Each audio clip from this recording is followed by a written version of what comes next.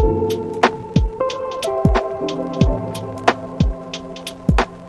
हम करेंगे translation book who will cry paradising chapter number 16। तो चलिए शुरू करते हैं। The importance of silence make me think about the story of an old lighthouse keeper. मतलब कि जो साइलेंस मतलब चुप रहने की वो महत्वपूर्ण मतलब इम्पोर्टेंस थी, आवश्यकता थी, उसने मुझे एक पुराने लाइट हाउस के कीपर मतलब जो लाइट हाउस का मालिक है, जो लाइट हाउस को चलाता है, उसकी स्टोरी सुनने पे मुझे मजबूर कर दी। The man had only A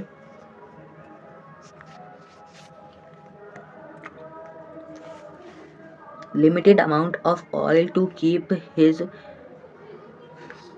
passing ship could be avoid to rock shore। मतलब कि उसके पास लिमिटेड अमाउंट था तेल का, लेकिन जिससे वो जाती जहाज़ों को वो रॉक मतलब पत्थरों से टकराने में रोक सके। One night a man who lived closer by need to borrow some this commodity to lighthouse his home। मतलब कि so the lighthouse keeper gave him some his own।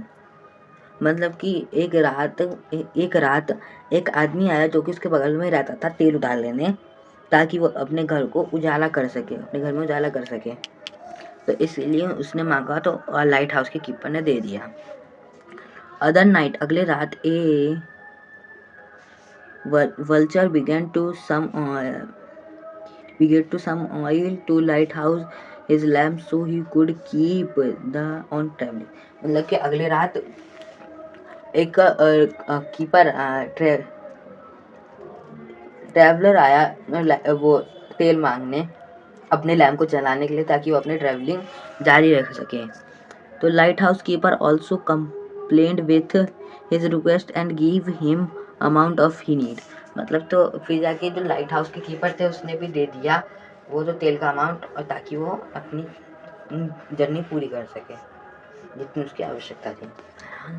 The next day अगले दिन the lighthouse keeper was awaked by his mother began to on his door. मतलब कि अगले दिन उस जो लाइट हाउस की मदर थी, माँ थी, वो आई तेल मांगने। मतलब उसकी माँ ने उसको उठाया। She paved to some oil so he could her family. मतलब कि ताकि वो अपने घर में उजाला कर सके और अपने बच्चों को, अपने फैमिली मेंबर्स को वो खाना खिला सके।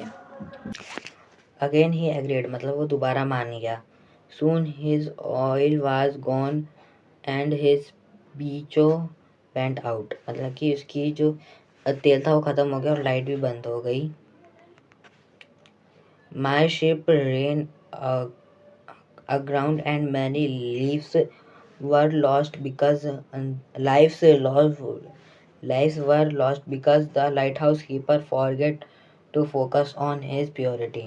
मतलब कि बहुत सारी शिप टकरा गई और बहुत सारी जानें चली गई क्योंकि जो लाइट हाउस के कीपर था, मतलब जो लाइट हाउस का रखवाला था, उसने अपने काम को फोकस नहीं करा, अपने काम को भूल गया और अपने काम को प्रायोरिटी नहीं दी, मतलब प्राथमिकता नहीं दी। He neglected his prime duty and pay high price। मतलब उसको अपने ड्यूटी से निकाल दिया गया और उसको हाई प्राइस भुगतान करना पड़ा। Experiencing saluted of for every a few minutes a day will keep you centered on your highest life priority and help you avoid the neglected to prejudice of people of your so much of us। मतलब कि अगर आप अपने काम को priority नहीं दोगे, life में थोड़े से भी घंटे में आप शांति से अपने काम के बारे में नहीं सोचोगे, तो आपको लोगों का भरोसा खोना पड़ेगा। मतलब कि लोगों ने भरोसा करके आपको काम दिया है तो उस काम को आपको खोना पड़ेगा। And saying that you don't have enough time to be silent regular base, it is lost like saying you are too busy driving and stop for gas and quickly you will catch up with you मतलब कि अगर आप ये कहते हैं कि आपके पास time नहीं है, तो ये बिल्कुल वैसा ही करना है कि आप गाड़ी चलाने में इतना व्यस्त हैं, आपके पास पेट्रोल भरने का भी समय नहीं है, तो अंततः आपको भुगतान करना पड़ेगा। मतलब कि आप गाड़ी चला रहे हो लेकिन उसके पेट्रोल पे भी ध्यान दो। इसी तरह आप लाइफ में काम कर रहे हो लेकिन साइलेंट रहने से क्या होगा, हम रिचार्ज होंगे, तो साइलेंट रहना भी ज़रूरी है। सो इसी के साथ हमें ट्रांसलेशन की वीडियो ख़त्म होती है और ये चैप्टर भी ख़त्म होता है।